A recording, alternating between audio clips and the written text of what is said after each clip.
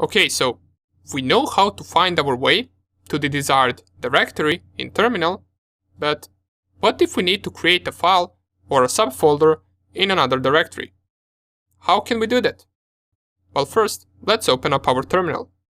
And by the way, another way that you can open terminal instead of right-clicking and going open terminal here is going up here to this icon, which says terminal emulator, and clicking on it. By default, this will be inside of your home directory, which we know to be this sign, and if we type the pwd command, we get /home/mrhacker directory. We know that our desktop directory is also inside of this directory, so let's go there. cd desktop, press enter, and now we are in the desktop directory. Let's get back to the files. To create a simple empty file, we can use a command called touch. If I simply just type touch file and let's call it file1, press enter, this will create a file named file1 and it will have no contents inside of it. We can also see that file1 has been created as it is right now on our desktop, since we created it inside of the /desktop directory. And if we also type ls, we can see that the file is in our desktop directory.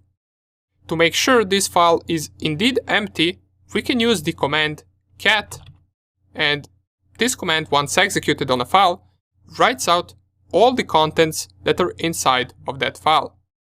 Let's try it out. So we specify cat and then file1, press enter, and this will give no result since, as we already mentioned, the touch command creates empty files. If we want to, for example, put something inside of that file, we can use a command echo. You simply just type it like this, echo, and to put something, you specify after the echo, let's say, today is a really good day. So we specified an entire sentence, and all we need to do to put this sentence inside of this file is to specify this arrow to the right. And after it, specify the name of the file that we want to put this sentence in. So echo, today is a really good day, into the file1.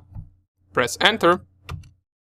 And if we cat it once again with the cat command, so cat file1, we will see that now it outputs exactly what we've written to that file using the echo command. Okay, that's all good, but there is an easier way and more practical way to do all of this. We can use a text editor to write things inside of a file. And an easy text editor that we can run from terminal is called Nano. So let's try to do the same thing we just did using Nano. If we type Nano, and after Nano comes the name of the file that you want to edit, and since we want to edit a new file that we haven't created yet, we can simply just type name, let's call it file2, and press enter. This will open this empty window where we can type anything we want. We can type file content here, and it can be anything. We can type, for example, text here, but we could also type code if we wanted to. Let's start with text first. Let's write just hello world as a text. To save this, we press Ctrl O together, then enter to save under this name, and then Ctrl X to exit the Nano editor.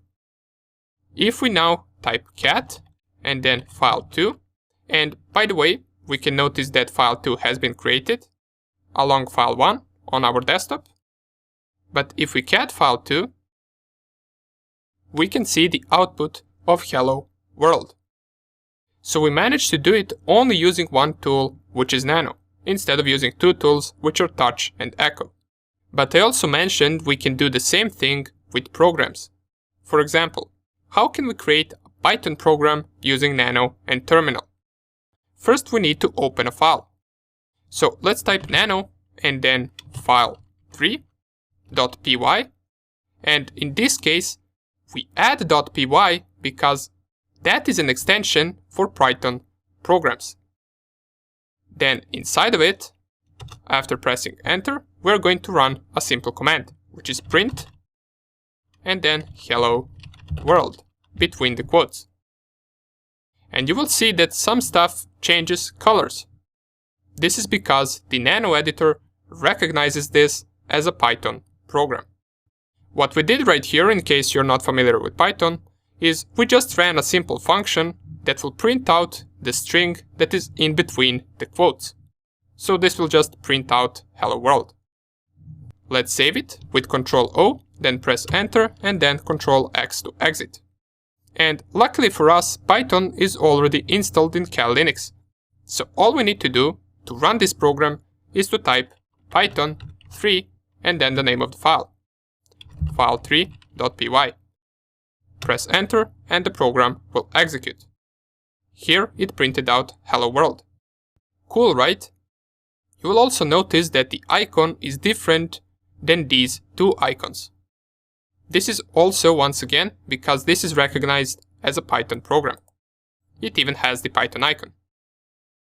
Now that we know how to create files and execute Python programs, the next question would be, how can we create directories? To create a directory, we can use the command mkdir, which stands for make directory. To check it out, let us run mkdir and name a directory folder. So press enter, and if I type ls, we will see that we got our files as well as a directory which is different color, and it is called folder.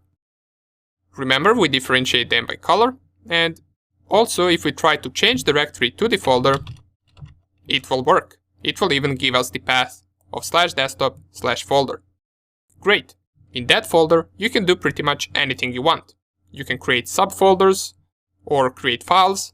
Whatever you want to do, you can. To move, for example, our Python program from the desktop directory to our folder directory, we can use command mv, which stands for move. We must first navigate back to desktop directory, so let's do it using cd and then 2 dots to go one directory back. And from it, we run the command mv file3.py into the folder. So we specify move, then the second parameter is what we want to move, which in our case is file3.py, and the last parameter is where we want to move it. We want to move it inside of our folder. So press here enter, and you will notice that the file3.py disappeared from our desktop directory. We can also check that by typing ls and notice that our Python program is no longer here. But if we go to the folder directory and type ls here, we will see it here because we moved it. Here it is, file3.py. Now, this is a handy command and you will use it a lot. Besides moving the file, we also want to see how we can copy a file, and we can do it using the cp command. This does the exact same thing as move command, but it doesn't move it from original directory to desired directory, it just copies it. So let's try to copy file3.py and call it file4.py. If I type cp, which stands for copy, file3.py, and I type file4.py right after it, this will create an exact copy of our file in the same directory. If I press enter and type ls, here it is. We got file3.py and file4.py. If we want to change whether they are exactly the same, we can cat the content of file3.py and cat the content of file4.py. And we can see they're both the same Python programs. And last command that we want to cover regarding files is the command rm. This command deletes files and directories, and let's say we try to delete file4.py, that is our copy of our Python program. We can do it by typing rm and then file4.py. Now, be careful with this command, since once you delete a file, there is no trash bin where you can retrieve it, it is gone. If I type enter and type ls, you will see our file4.py is no longer there. Okay, but how do we delete a directory? Let's first create a directory inside of our folder directory, and to do that, we type mkdir, and let's call it folder2. Folder2 is a subdirectory of our folder. If I type ls, here it is. And let's say we did create this directory by mistake and we want to delete it. Can we use rm folder2? Well, we can try it. Cannot remove folder2, and it will tell us that it is a directory. So how do we delete it? Well, we'll remove it in the same way we remove files. We just add an option at the end of the command. So type rm folder2 and then at the end add space and then -r. Press enter and this will delete our directory. Also, double check what you're deleting with this command, since if you go to our / directory, which is directory containing all folders and files in system, and if we were to type, for example, in that directory rm, then this * and then -r, this command would delete entire Kali Linux machine with all of its files. So always pay attention what exactly are you deleting in Linux and from which directory are you deleting. Since inside of the Linux you will not be stopped in deleting anything you want. You can easily delete a crucial file for the operating system and make your Kali Linux machine unworkable. That is also a reason why we are practicing with virtual machine. So let's... Oops, I actually ran this, and you will notice that the results of this command, if I type ls, now our folder is completely empty. So I actually ran this by mistake, and keep in mind, if I actually ran this from the / directory, which is our root directory, I would delete entire Kali Linux system. For now on, it is good since I only deleted our Python program, so it is not a big deal. Okay, great. We learned a bunch of the commands in this lecture. Now I got a practice test for you that you can try to do for the next lecture. Inside of our folder directory, since I deleted my Python program, I want you to create the file tree.py once again. You can type anything you want inside of it. You can use the print hello world statement that we used. And what I want you to do, using the commands you learned in this video, is to copy that file in the desktop directory from our folder directory.